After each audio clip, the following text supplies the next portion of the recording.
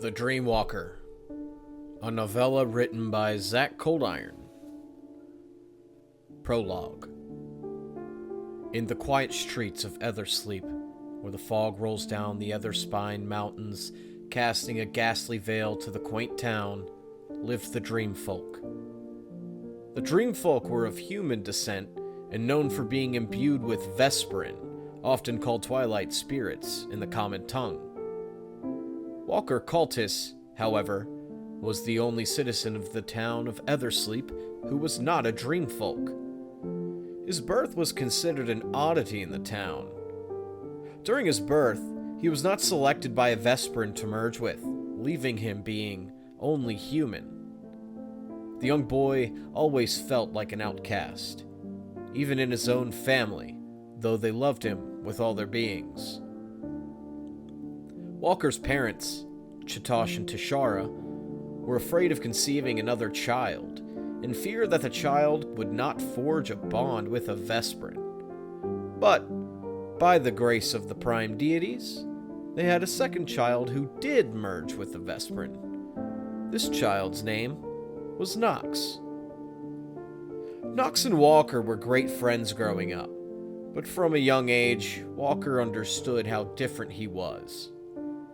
As he aged, Walker hoped he would hear the whispers of the Vesperin calling to him. However, this day never came. This led him to being quick to anger, consumed by emotions that he could not pinpoint. The people of Ethersleep whispered about him behind his back, claiming him to be different and even unstable. Then one day, he found love. Her name was Luxia. Her smile would light up a room, and most importantly, Walker's void that sat deep down in his heart. For a time, he did not believe he needed a Vesperin. She was the balance that he needed. Their love grew, and soon the town of Ethersleep was preparing for their wedding day. But dark dreams came. Dreamfolk dreamed differently than other species. Dreamfolk would have a psychic connection with their Vesperin who showed them visions of the Vesperin's memories and truths. However, when Walker would close his eyes, he saw nothing but a void, an endless abyss that would swallow any light that dared to go near it. It was as if he was staring into the abyss itself, and it staring back at him. The dreams took its toll on him. His anger that was once soothed by Luxia flared anew and stronger than before. Small issues turned into a wildfire of arguments.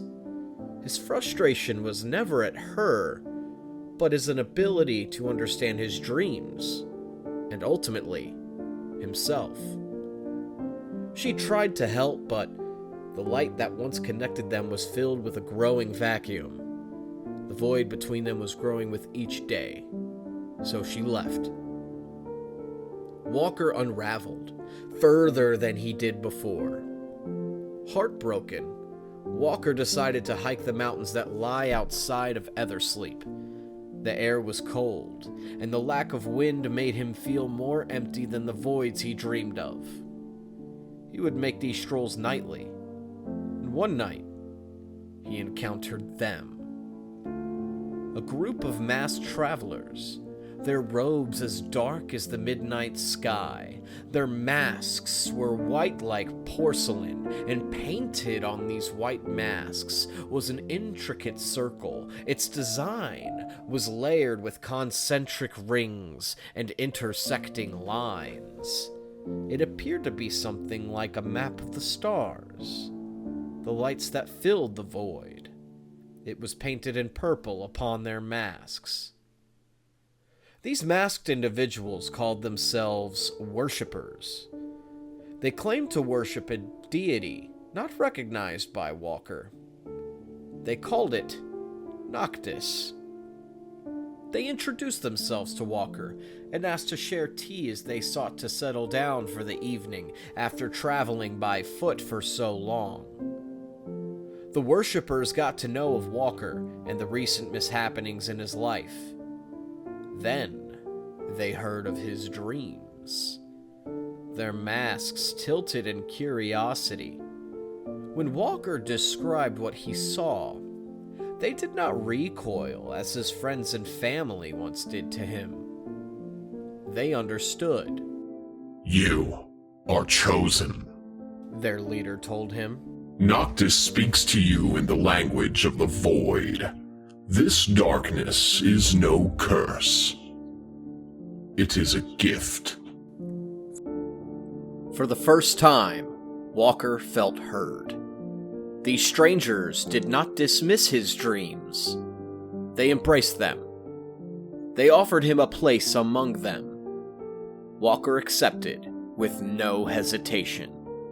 He left behind the town of Ethersleep, his family, his former lover.